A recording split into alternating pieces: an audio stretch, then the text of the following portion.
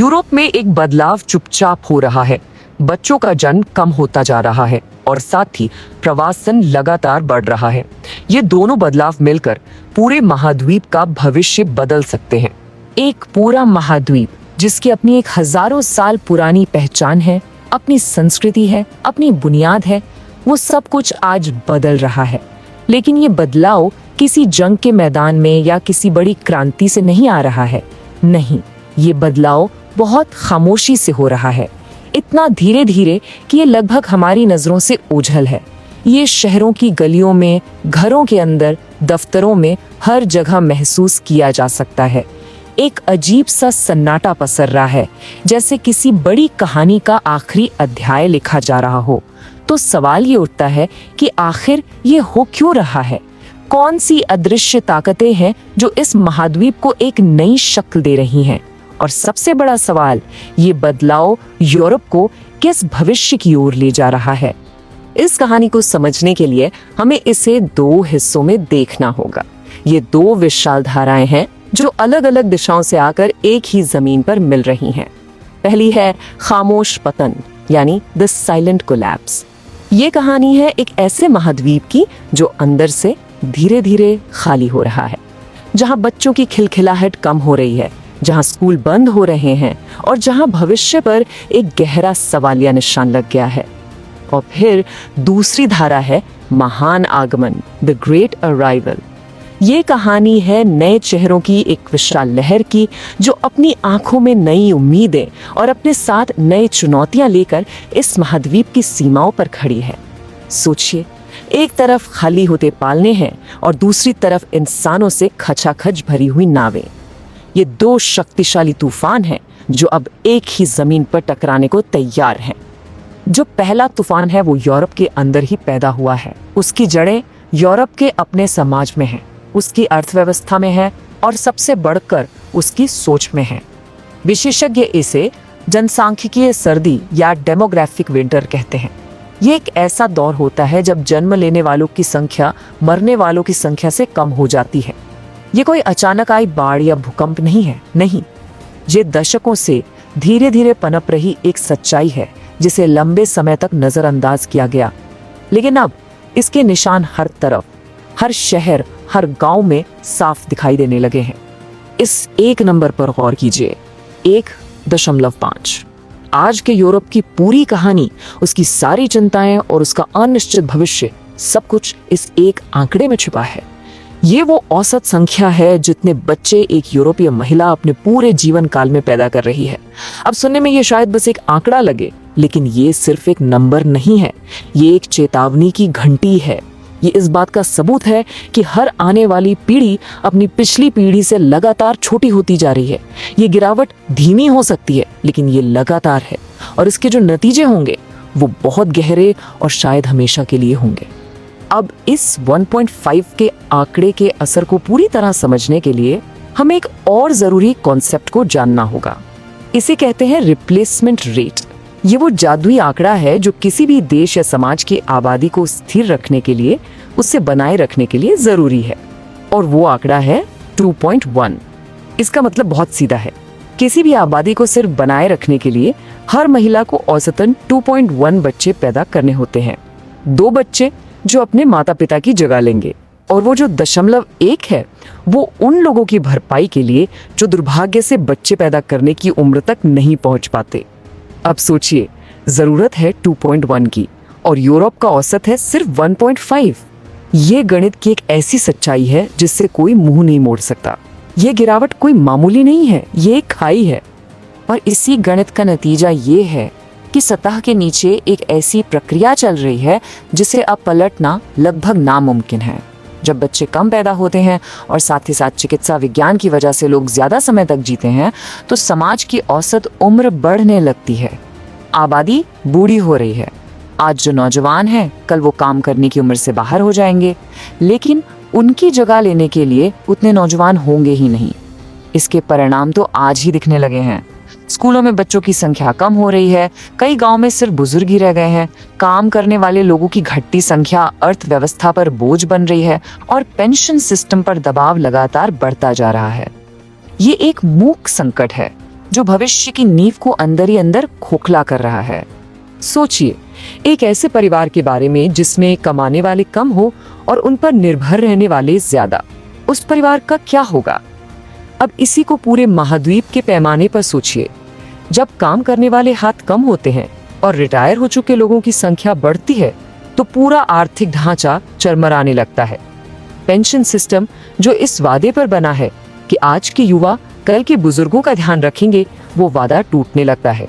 Italy और Germany जैसे देशों में जहां ये समस्या बहुत गंभीर है, वहां का वर्कफोर्स यानी काम करने वाली आबादी तेजी से सिकुड़ रही है। फैक्ट्रियों को चलाने के लिए, दुकानों को खोलने के लिए, अस्पतालों में काम करने के लिए लोग नहीं मिल रहे। इससे आर्थिक विकास की रफ्तार थम जाती है। लेकिन इसका असर सिर्फ पैसों पर नहीं पड़ता।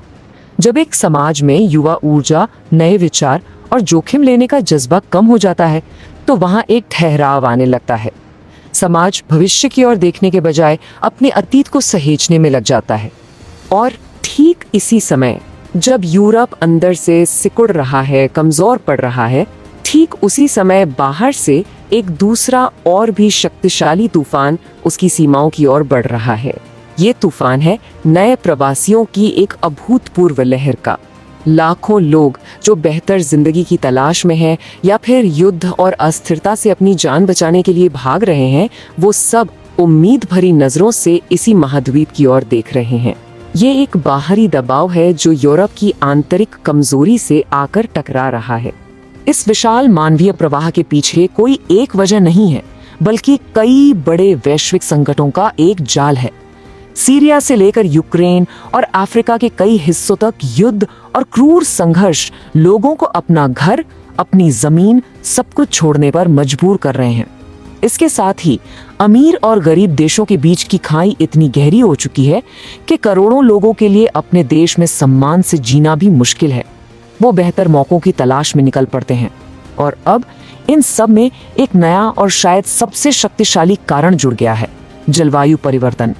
बढ़ता सूखा, विनाशकारी बाढ़ और बिगड़ते मौसम लाखों लोगों को उन जमीनों से बेदखल कर रहा है जहां उनके पुरखे हजारों सालों से रहते आए थे। ये सभी ताकतें मिलकर इंसानों का एक ऐसा सैलाब बना रही हैं जिसकी मंजिल अक्सर यूरोप ही होती है। भूमध्य सागर, मेडिटेरेनियन सी, इतिहास में जो कभी महान सभ्यताओं के मिलन का केंद्र था, आज वो हजारों लोगों के लिए एक खतरनाक और जानलेवा रास्ता बन गया है।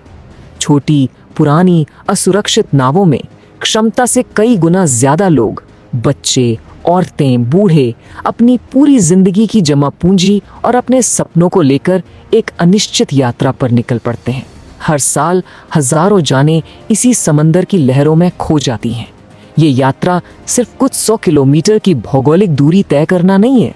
नहीं, ये इंसान की निराशा, उसकी हिम्मत और जिंदा रहने की उसकी आखिरी कोशिश की एक दर्दनाक कहानी है।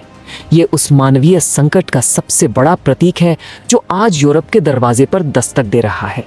प्रवासियों का ये अभूतपूर्व आगमन इस पूरे महाद्वीप को एक अनजान रास्ते पर धकेल रहा है, एक ऐसी स्थिति में जिसका सामना उसने पहले कभी नहीं किया। ये उसके कानूनों की परीक्षा ले रहा है, उसकी सामाजिक क्षमताओं को परख रहा है और सबसे बढ़कर उसकी आपसी एकजुटता की परीक्षा ले रहा है। यूरोपीय संघ के देश इस बात पर बुरी तरह बटे हुए हैं कि इस चुनौती से कैसे निपटा जाए।